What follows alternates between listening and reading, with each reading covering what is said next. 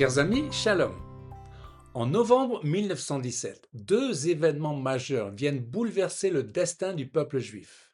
Le 2 novembre, une lettre de 2 paragraphes sort des bureaux du Foreign Office britannique et change le cours de l'histoire. Et le 11 décembre, un général anglais franchit à pied les portes de Jérusalem, fermant 4 siècles d'occupation turque ottomane. Ce n'est pas seulement la carte du Proche-Orient qui se dessine sous nos yeux, c'est la main de Dieu qui continue d'écrire l'histoire. Un empire qui s'effondre. Depuis 1517, l'Empire ottoman régnait sur la Terre sainte. Pendant 4 siècles, les sultans de Constantinople ont tenu Jérusalem, Hébron, Tibériade. Mais au tournant du XXe siècle, ce colosse vacille. Les provinces réclament leur autonomie, les finances de l'État s'épuisent. Et quand la Grande Guerre éclate en août 1914, les dirigeants ottomans font un choix qui va sceller leur sort. Ils s'allient à l'Allemagne, devenant les ennemis directs de la Grande-Bretagne. Comme nous l'avons vu dans la vidéo précédente, Dieu a permis ce choix. Ces événements sont le fruit de la géopolitique divine. Et cependant, pour le Yishuv, la communauté juive en Palestine, les années de guerre sont éprouvantes. Les autorités ottomanes se méfient du mouvement sioniste, des restrictions sont imposées, des pionniers sont surveillés et des leaders sont expulsés. La pauvreté augmente, les récoltes diminuent et les maladies se répandent. Pourtant, les implantations tiennent bon. À la veille de la guerre, près de 85 000 Juifs vivent déjà en Palestine. Le retour est engagé et Dieu continue d'ouvrir le chemin. Chaim Weizmann, l'homme providentiel. Au cœur de la bataille, cette fois-ci diplomatique, se trouve un homme, Chaim Weizmann. Né en Russie, chimiste installé en Angleterre, Weizmann possède une passion, celle du retour du peuple juif sur sa terre.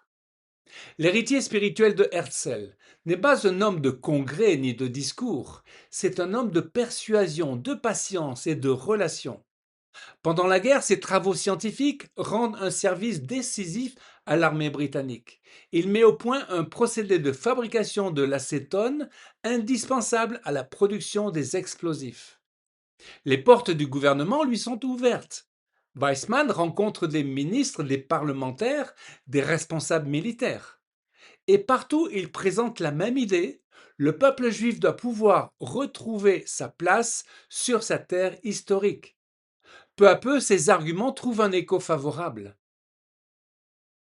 Arthur Balfour et la lettre qui change tout. Parmi ceux qui écoutent Weizmann se trouve Lord Arthur Balfour. C'est un ancien Premier ministre britannique devenu ministre des Affaires étrangères. C'est un homme cultivé, nourri depuis l'enfance des récits bibliques. Les noms d'Abraham, de David, d'Ésaïe lui sont familiers.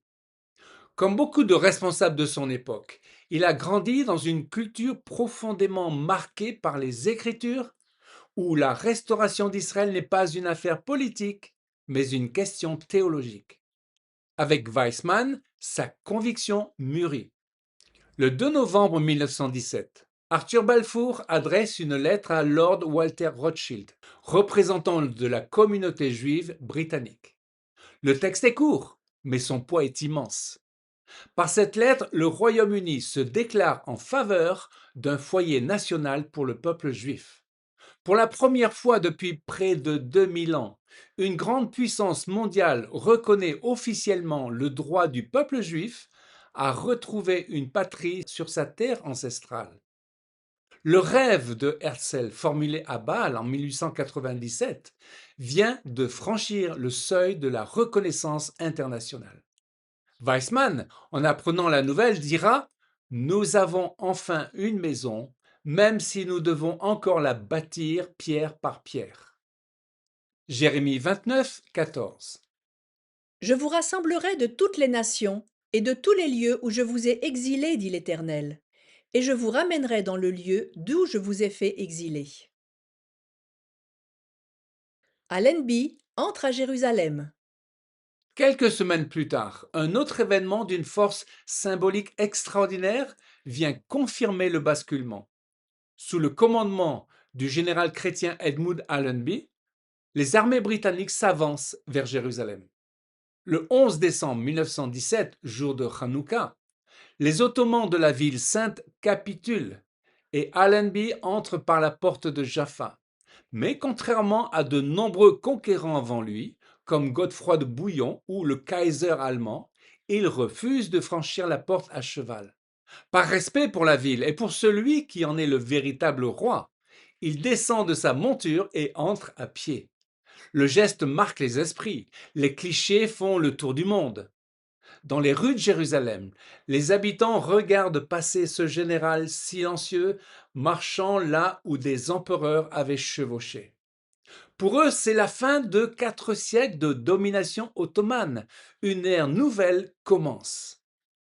La chute de Beersheba, quelques semaines plus tôt, avait ouvert la route de Jérusalem. En effet, le 31 octobre 1917, les cavaliers australiens de la 4e brigade de cavalerie légère avaient lancé une charge contre les positions ottomanes protégeant le puits de Beersheba, la ville d'Abraham, où le patriarche avait creusé ses puits et fait alliance avec l'Éternel. En quelques minutes, à la tombée du soir, les Turcs musulmans ottomans étaient vaincus et la voie était libre pour la délivrance de Jérusalem. L'espérance et les premières ombres. Dans les communautés juives du monde entier, la déclaration Balfour provoque une émotion immense. Certains n'osent pas y croire, d'autres pleurent de joie. Depuis des siècles, les Juifs vivent dispersés parmi les nations, portant en eux la mémoire d'une terre et la promesse du retour. Ils ont connu les expulsions, les persécutions, les ghettos, les pogroms. Et maintenant, pour la première fois depuis l'Antiquité, une grande nation reconnaît officiellement leur droit à retrouver un foyer national. Ce n'est pas encore un État, ce n'est pas encore l'indépendance, mais une porte vient de s'ouvrir et cette porte ne se refermera plus. Cependant, des ambiguïtés apparaissent. La Grande-Bretagne a formulé plusieurs promesses pendant la guerre, certaines aux Juifs, d'autres aux dirigeants arabes. Dans plusieurs villes arabes, l'inquiétude grandit face aux ambitions sionistes. Les tensions qui marqueront tout le XXe siècle commencent ici, lentement à se dessiner. Elles restent contenues, mais personne, Britannique, ni Weizmann, ni les pionniers du Yishuv, ne peut encore mesurer leur profondeur. Zacharie 8, 7 à 8. Voici ce que dit l'Éternel des armées. Je vais délivrer mon peuple du pays où le soleil se lève et du pays où il se couche. Je les ramènerai et ils habiteront au milieu de Jérusalem. Le début d'une nouvelle ère.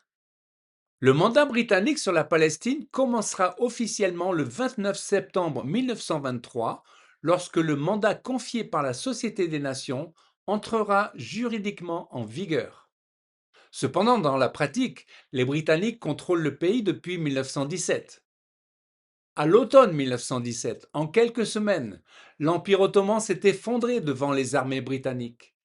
La déclaration Balfour reconnaît officiellement le projet sioniste et un général marchant à pied a refermé 4 siècles de domination turque sur Jérusalem.